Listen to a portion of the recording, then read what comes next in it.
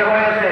এগুলো দলের নেতৃত্বে হয় নাই, এগুলো নেতার নেতৃত্বেও হয় নাই। এই জুলাই বিপ্লব হয়েছে ঢাকা বিশ্ববিদ্যালয়ের ছাত্ররাই আন্দোলন শুরু করেছে গোটা সংস্কারের দাবিতে।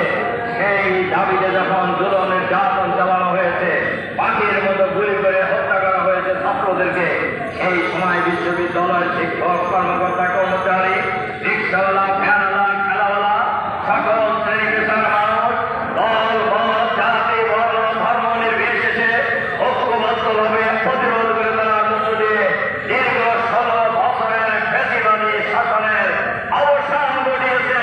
ফ্যাসিবাদী সরকার পদত্যাগ করে মানবাধিকার পালিয়ে যেতে বাধ্য হয়েছে। কিন্তু ওই জনগণের আস্থানা নাই। সুতরাং সরকারকেও বুঝতে হবে, সব দলকেও বুঝতে হবে। এই জনগণ এখনো আছেন। শহীদ হয়েছে মাত্র 2000, আহত পঙ্গু হয়েছে মাত্র 40,000, আর বাকি কোটি কোটি মানুষ আমরা জীবিত আছে না।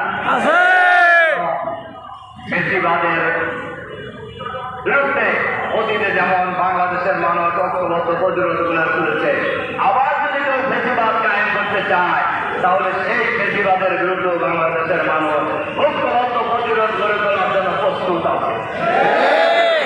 এই কথা কারোর বলা উচিত নয়। এই দেশ কারোর বাপেরও না, কোন পরিবারেরও না, বাংলাদেশের 18 কোটি মানুষের দেশ।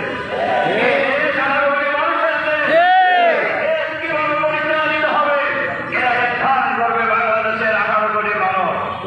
আর সরকারের কাছে আমরা বলবো, আইন শৃঙ্খলা পরিস্থিতি উন্নত করার জন্য জুলাই বিপ্লব হয়েছে, এখনো আমাদের মনেরা ধর্ষিত হচ্ছে বাংলাদেশের গ্রামে গঞ্জে।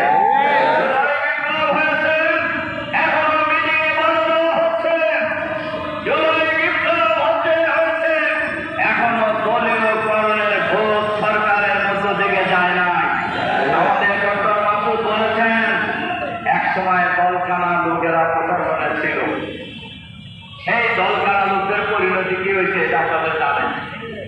পুলিশ কর্মকর্তারাও জানেন, ইবির প্রশাসনের লোকেরাও জানেন তাদের একটা কোন দুরবস্থায় আছে। আবার যদি এই দলীয়করণের চিন্তায় আপনারা ব্যস্ত হয়ে যান, আমাদের কাছে খবর আছে কোন কোন জেলার ডিসি কোন সিদ্ধান্ত নেওয়ার আগে ওই জেলার এক নেতাকে জিজ্ঞাসা করে সবাই চাপ দিতেছে, আমি এখন কি করবো? আপনার ডিসি থাকা উচিত না, ডিসি থাকা উচিত নয়, আপনার সঠিক থাকার যোগ্য নয়, আপনার উপদেষ্টা থাকার কোনো অধিকার নেই। আপনারা দলবাজি করার জন্য এখানে এসেছেন। দলবাজি করলে আমাদের রাজপথে নেমে আসে। দলবাজি করার ইচ্ছা যদি কোনো উপদেষ্টা থাকে, দলবাজি করার ইচ্ছা যদি কোনো সচিবের থাকে, দলবাজি করার ইচ্ছা যদি কোনো নির্বাচন কমিশনার থাকে, দলবাজি করার ইচ্ছা যদি কোনো পুলিশ কর্মকর্তা থাকে, তাহলে রিজাইন করে আমাদের সাথে রাস্তায় আসে।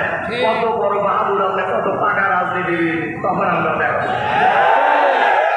সরকারের থেকে, সরকারের অফিসে থেকে একটা দলের পক্ষে কাজ করবেন আর বাংলাদেশের মানুষ বুঝে বুঝে আঙ্গুল চুষবে, কোনো কারণ নেই।